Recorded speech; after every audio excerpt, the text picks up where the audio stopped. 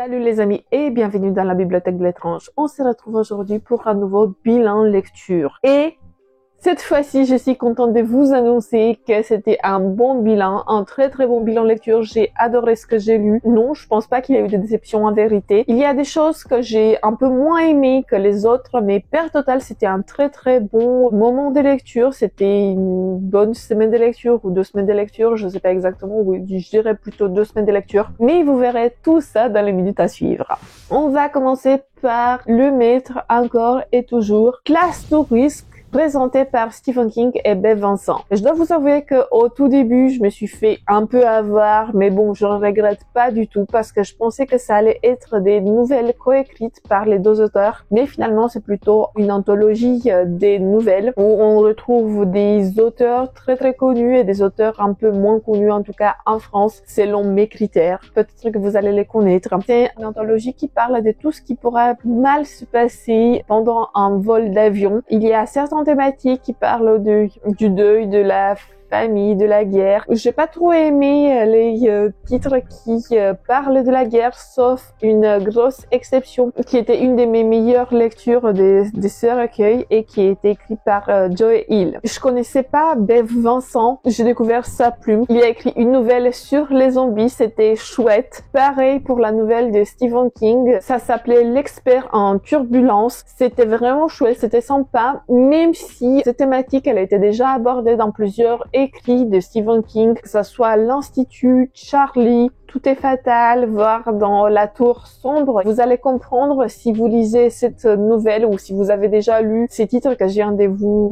exposer un peu. C'était chouette, j'avais adoré les concepts. De toute façon, ce concept de mettre en turbulence et tout ce qui implique, je l'aime beaucoup. J'aime beaucoup cette idée et j'aime beaucoup comment Stephen King, il arrive à s'approprier ces sujets, faire des histoires variées. Voilà, ces 2 nouvelles font partie de mon top 5, mais dans mon top 3, on retrouve Joe Hill, Richard Matheson et aussi Cody Goodfellow, que je connaissais pas du tout. C'est la première fois que j'ai lu un récit de cet auteur et j'avais adoré. Et je pense que c'est ma nouvelle préférée de ces recueils de nouvelles, ça s'appelait Diablitos. C'est une histoire d'horreur. Bien évidemment, ça se passe dans un avion, mais il y a aussi quelques éléments folkloriques, du folklore mexicain, disons, que j'avais adoré, j'avais beaucoup aimé le concept et j'espère pouvoir trouver d'autres récits de cet auteur, surtout qu'il fait de l'horreur cosmique, il a écrit plusieurs anthologies et j'ai trop hâte de le découvrir. Par contre, je pense qu'ils sont juste disponibles en anglais. J'ai adoré aussi la nouvelle de Richard Matheson qui s'appelle Cauchemar à 20 000 pieds, qui met en avant une créature. Cette nouvelle a été adaptée dans un épisode de la série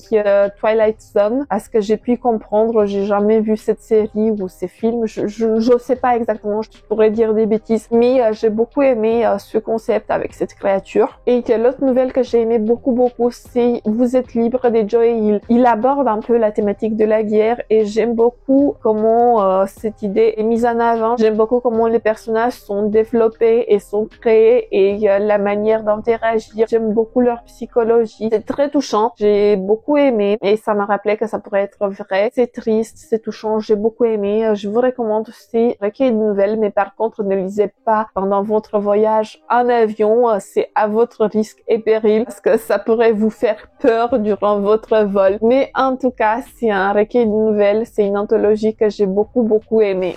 Le prochain titre que j'ai lu, c'est un petit manga, Dan Dadan, le tome 10 de Yukinobu Tatsu. J'ai du retard comme d'habitude dans ma série, vous savez très bien. En France, ils sont déjà au tome 14 peut-être. 14, 15.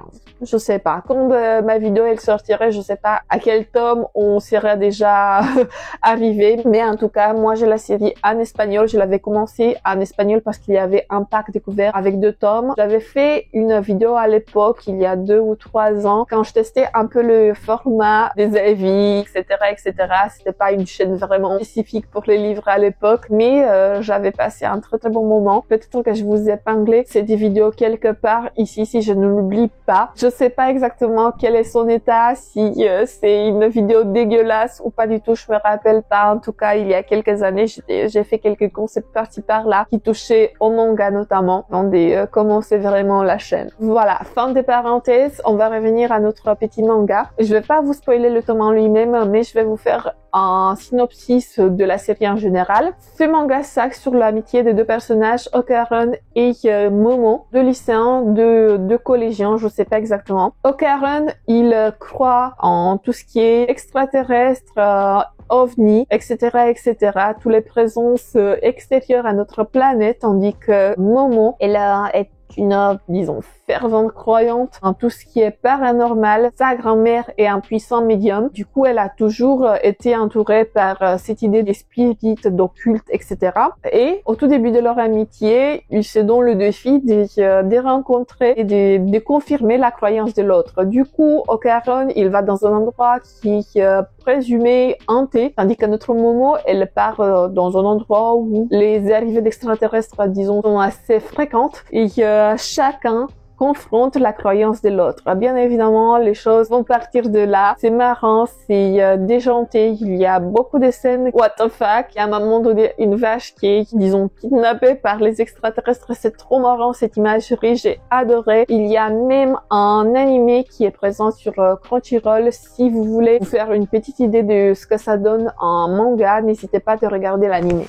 On va passer maintenant à une BD que j'ai trouvée en boîte à livres, enfin plutôt en comics. C'est Spider-Man et les horreurs Marvel dans les griffes de Wolverine. Quand je vous disais, je le trouvais par hasard, je m'attendais pas à grand chose de cette BD et finalement j'ai beaucoup aimé. Notamment la première histoire, parce qu'il faut savoir que dans cette BD il y a deux histoires. Il y a une histoire où Spider-Man il va devoir sauver Wolverine et il y a une autre histoire où il fait la rencontre de Wolverine et ils sont quelque part dans le métro. Cette dernière, j'ai pas trop accroché, mais la première, je l'ai trouvée vraiment bien. J'ai beaucoup aimé la relation créée entre ces deux personnages et la manière dont ils racontaient leur histoire. On a l'impression que c'est un sort d'interrogatoire. J'ai beaucoup aimé, vraiment, j'ai beaucoup aimé cette première histoire et je vous la recommande si vous le trouvez en occasion ou si vous êtes fan de l'univers Marvel, n'hésitez pas de vous procurer ce comics.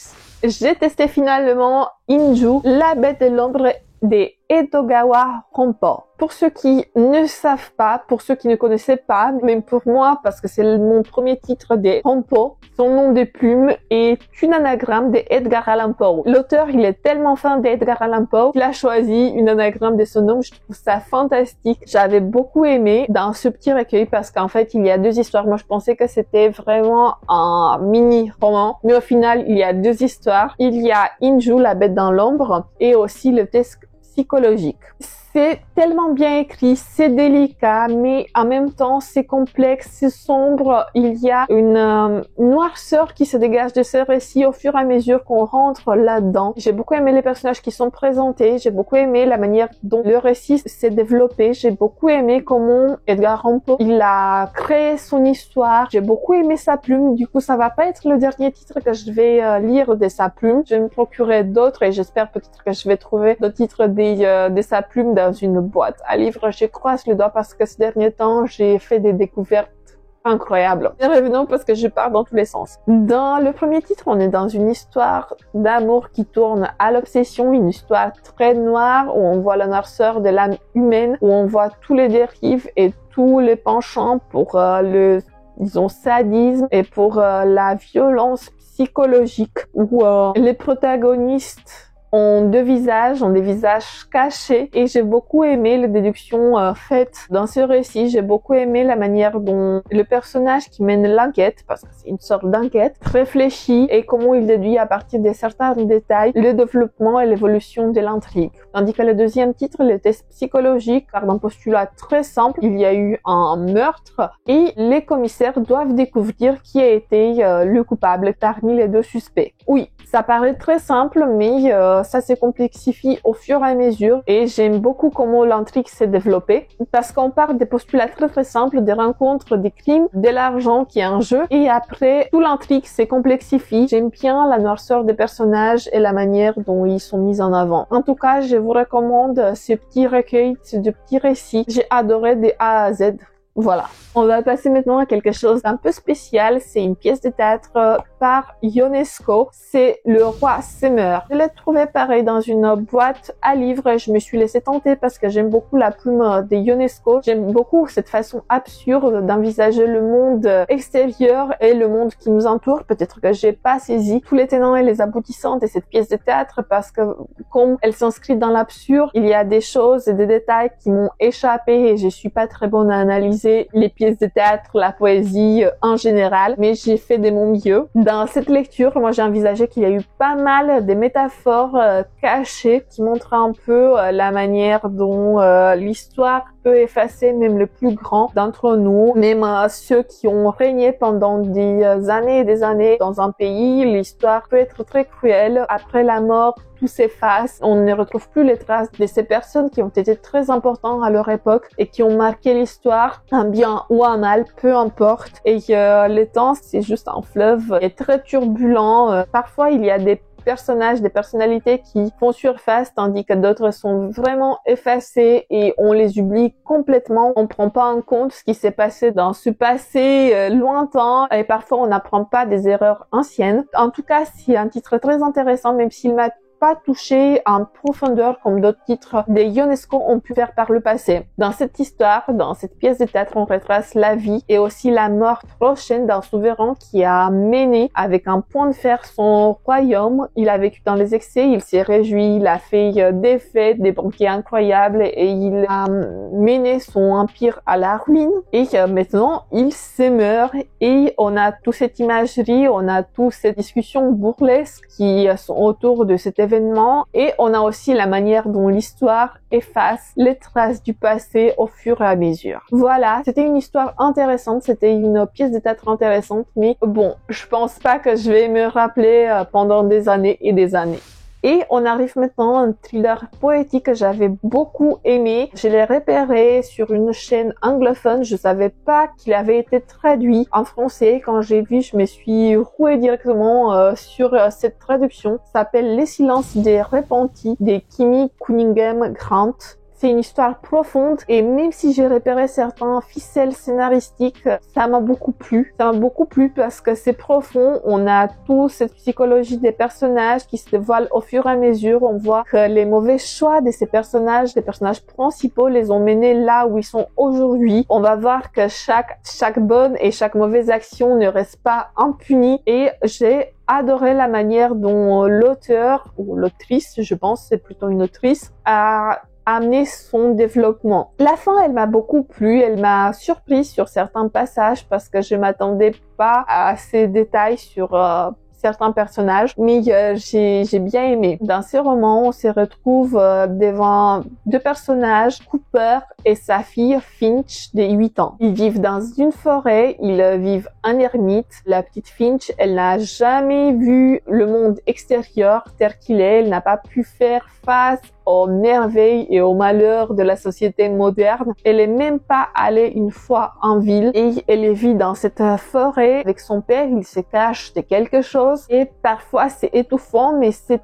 tellement touchant parce qu'on voit tout ce qu'un père peut faire pour sa fille, pour le bien-être de sa fille, même s'il y a cette idée de rationalisation des ressources, même s'il y a cette idée des chasses, même s'ils vivent reculés du monde extérieur, et tout doit être calculé, tous les rations doivent être calculées pour qu'ils tiennent une année de plus jusqu'au passage de l'hiver. Et c'est vraiment chouette parce qu'on a la vision du père et aussi on a un peu la vision de la fille à travers ses actions et à travers son comportement. On voit comment elle est tellement attachante et comment elle s'attache à tout le monde, comment elle envisage son environnement, comment elle envisage les rares personnes avec lesquelles elle rentre en contact. J'ai beaucoup aimé découvrir au fur et à mesure ces deux protagonistes et je vous recommande chaudement, même si vous allez deviner certains ficelles narratifs, certains ficelles scénaristiques, c'est toujours une très très bonne lecture. Moi j'ai adoré ma lecture et je voudrais tester d'autres titres de cette autrice.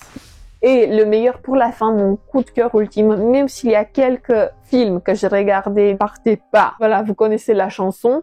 C'est Le diable tout le temps de Donald Reid Pollock. Ce roman, il m'a vraiment brisé le cœur, pas de la même manière que Betty l'a fait par le passé, l'année dernière, mais d'une manière complètement différente parce qu'on est ici dans un roman qui montre tout l'horreur de l'âme humaine, toute la noirceur de l'âme humaine. Nos protagonistes sont pourris, déchets pourris jusqu'à la moelle, peut-être il y a une exception ou deux, mais ces humains qui sont mis en avant dans ce récit, ils sont pourris, déchets pourris, ils pourrissent tout ce qu'ils touchent, tous ceux avec qui ils rentrent en contact. C'est une décadence continuelle et on voit des bribes du passé, du présent, parce que ce récit, il se déroule sur plusieurs années. On commence dans les années 45 et on finit dans les années 65. Du coup, c'est une durée de 20 ans. 20 années où on voit tous les crasses, toutes les choses malveillantes, toutes les choses horribles qui se passent avec nos protagonistes qui se croisent et se recroisent à certains moments de leur existence. C'est mauvais, c'est ce qui se passe dans cette histoire, mais c'est tellement touchant et c'est tellement bien écrit que j'ai adoré. Je vous recommande de tout mon cœur. C'est pas à proprement parler un roman d'horreur, même si moi je le catégorise en tant que tel parce que la noirceur humaine est telle que pour moi c'est une horreur situationnelle humaine, c'est une horreur humaine très très profonde et j'ai adoré de A à Z, ce roman, je vous le recommande chaudement. Comme je vous disais, l'action se passe sur plusieurs années, sur une vingtaine d'années et on commence au tout début avec un petit gars et avec son père qui vivent dans une maison un peu pourrie et dont la maman est malade. On avance avec un certain couple, disons des prêtres qui font des sermons de manière très non orthodoxe. On a des flics pourris, on a un autre couple, cette fois-ci un véritable couple qui font des choses atroces et on les suit au fur et à mesure de leur existence, on les suit quand ils se croisent, ils se recroisent et c'est toujours sombre et c'est toujours glauque. J'ai adoré, c'est une ambiance étouffante, la manière d'écrire des Pollock est envoûtante. Je ne peux que vous recommander ce roman, c'est un coup de cœur ultime, l'ai beaucoup aimé. Voilà ce qui est de mes lectures et maintenant on va passer au film que j'ai regardé récemment. C'est des anciens films. Il s'agit des anciens films parce que moi, je regarde toujours des films qui ont été en vogue il y a quelques années, quelques dizaines d'années, parce que moi, quand j'étais adolescente enfant, je regardais pas trop les films. J'étais pas trop film. Même maintenant, je suis pas trop film, mais j'essaye d'approfondir un peu ma culture filmographique. Et on va commencer par Beetlejuice que j'avais jamais vu auparavant. Comme il y avait le hype pour Beetlejuice 2, je voulais voir ce nouveau film, mais je me suis dit, je dois quand même regarder le premier. Je l'ai pas encore vu. Du coup, je l'ai vu, c'était trop marrant. J'ai adoré cette comédie horrifique de A à Z. J'ai adoré la scène avec la danse, très chouette. J'ai beaucoup aimé même les décors, même si c'est à l'ancienne, vous vous en doutez, parce que le film, il a une trentaine d'années, voire un peu plus, mais ça reste trop marrant. C'est l'histoire d'un couple qui adore leur baraque, ils voulaient pas déménager et après leur mort, ils sont restés dedans et ils hantent les nouveaux habitants. Et j'ai adoré les personnages, j'ai adoré le méchant de l'histoire, entre guillemets. J'ai adoré la petite fille qui vient d'aménager, qui est un peu rien à voir, mais je me suis un peu reconnue en elle. J'ai adoré de A à Z et je vous recommande Beetlejuice, même si je pense que vous l'avez déjà vu parce que c'est un ancien film.